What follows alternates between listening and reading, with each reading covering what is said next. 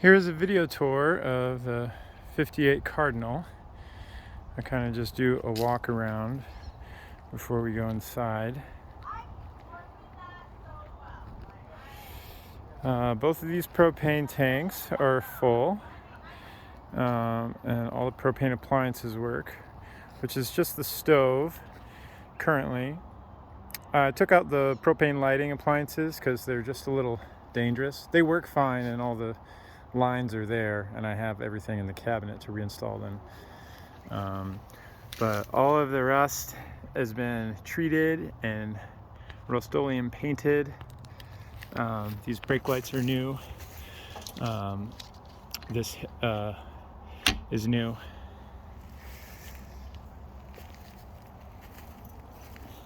It's got the screw jacks, stabilizers, 4 of them.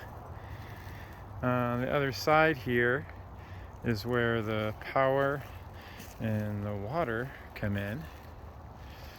All these windows have been resealed and are watertight.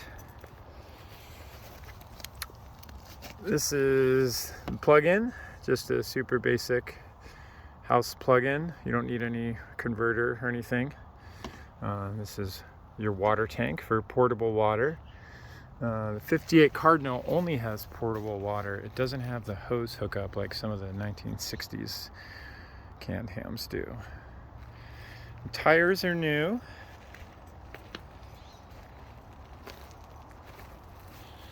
This yellow here is the original yellow paint job. It's been clear coated. A couple coats of clear coat to make it a little shinier.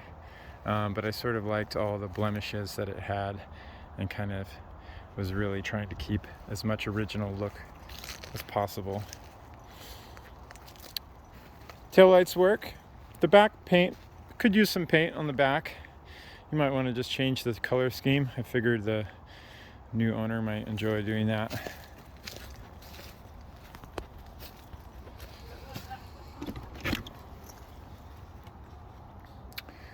And we go inside.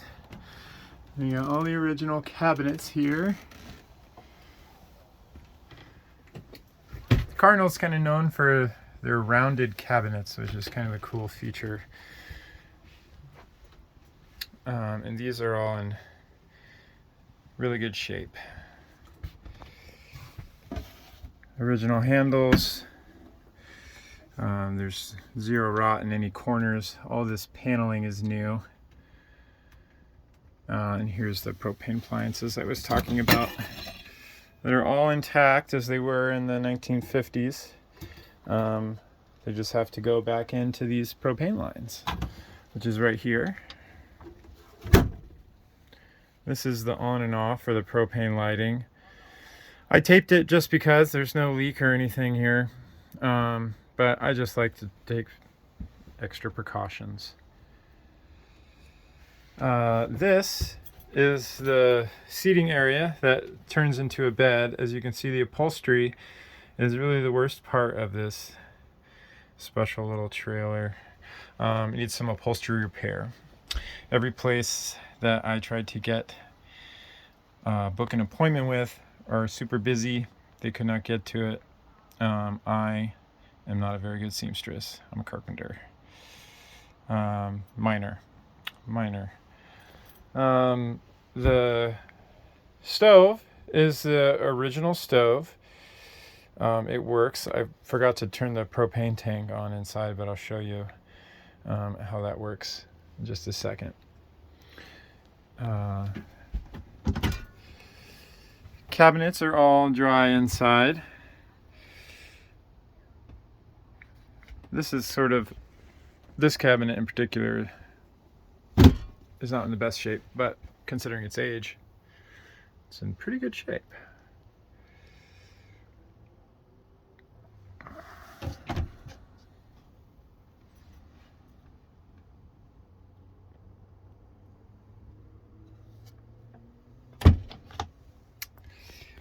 This is the hand pump that gets you water. And all you do is pump it a few times and build up some pressure, and that's how the sink works. This could be hooked up to a little 12-volt pump. And that is also the holding tank. There's no hose bib like your normal trailers. This nifty little can opener wall mount thing, and the updated electrical outlet that has the breaker switches on it, a test and reset view.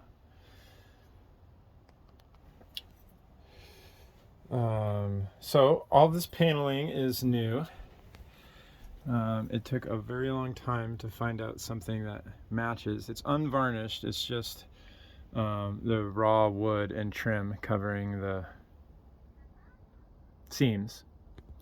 But with a little varnish or finish, it would look really amazing. Or maybe paint it white. That was my original plan, is to paint it white. All of this paneling is also new. All of the walls and ceiling were all redone. This is all new. And then you can see the fridge here where the updated fridge was put in. There is a new electrical outlet underneath this cabinet that the fridge plugs into. And I'll show you that in just a second.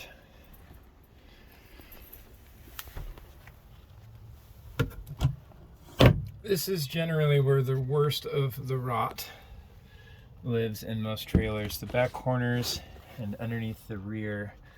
This is all new paneling and framing under here. I can't really see. My new wiring going to the new electrical outlet. If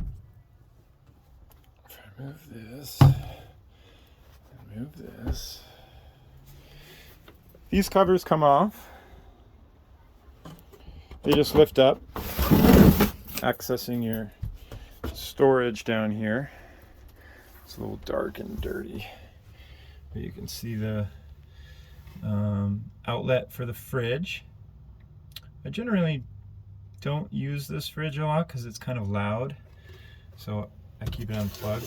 This is just the plug for the fridge.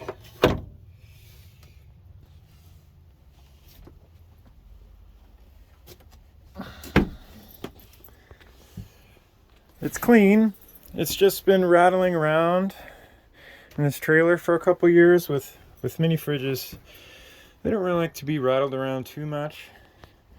And this one, the compressor is just a little loud. Has a little freezer and everything, but easily replaceable. These are not very expensive.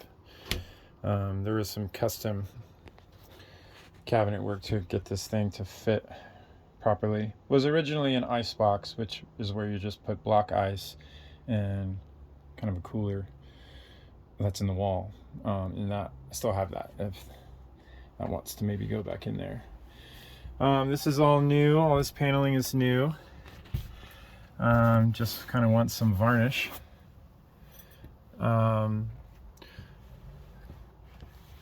This rope trim, this like boat rope trim situation, didn't really turn out as good as I was hoping it would.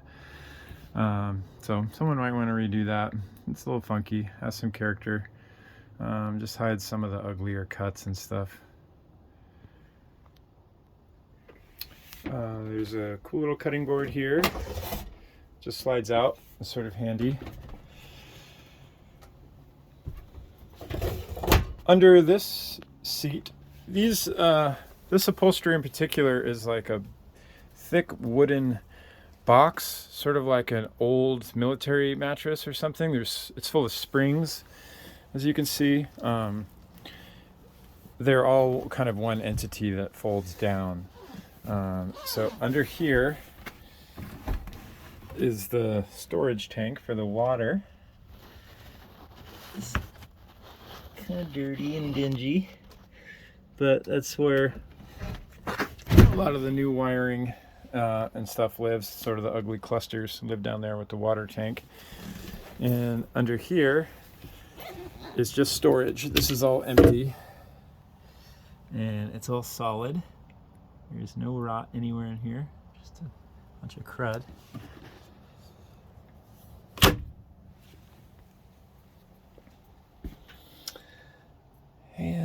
else can I tell you about this thing? It has some cool features like drying your rags and socks or whatnot. That was a thing in the 50s. I am in the middle of replacing this lamp. I looked forever and ever to find a third matching boat light like this. They're so cool. Where's the switch? These are very old and they work great. But I only have 2 of them.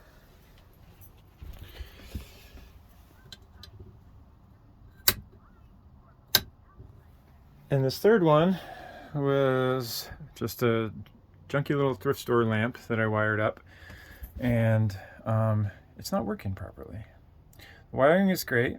Any lamp will fit here, but I just haven't found the right one yet. This is where the old propane lighting was, on either side here. There's the hole for the propane line, and you can kind of see how dangerous that can be, keeping a flaming lamp that close to something that's wooden. Very dangerous. It's got this cool little glass divider. So there's 2 beds here. This folds down to a bed. The futon just unrolls all the way to the end here, making what is close to a queen size bed. I don't know whatever a full size futon is.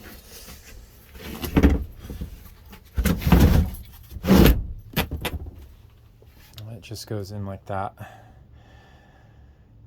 So yeah, there's a piece of plywood that just slides out and fits right in between these brackets. I have some nicer flooring than this recycled tile stuff that can go in here.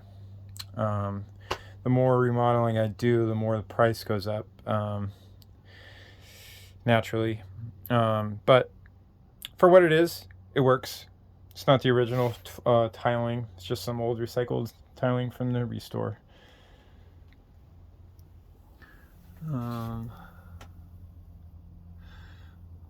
I know it's hard to tell from video of some of these dark spots in the wood and some other things, but I assure you none of it is rot.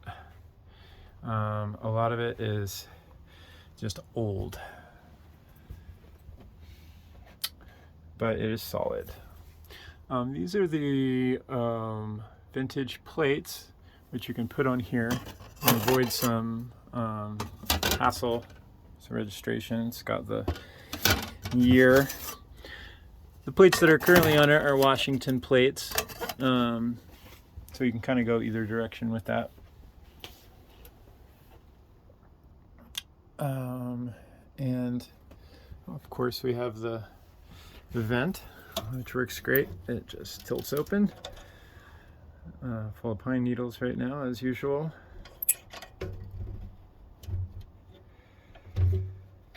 And that's pretty much it. This is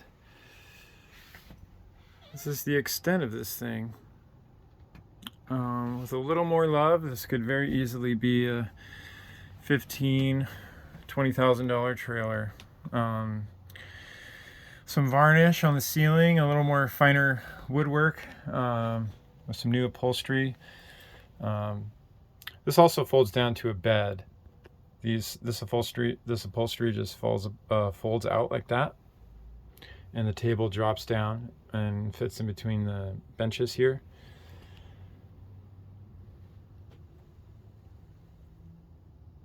And feel free to message me or text me with any questions, or anything you want to know more about this old gem.